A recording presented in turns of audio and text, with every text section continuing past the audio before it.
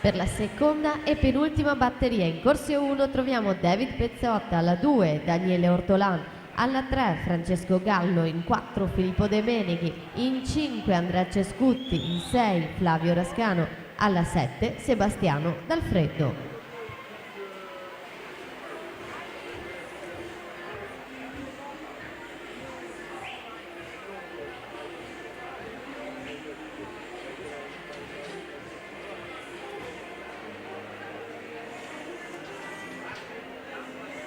...75 metri, corsie centrali, Marco secondo alla 4, Marco Tarzariol in quinta corsia per un primo riferimento cronometrico di questa categoria junior maschi.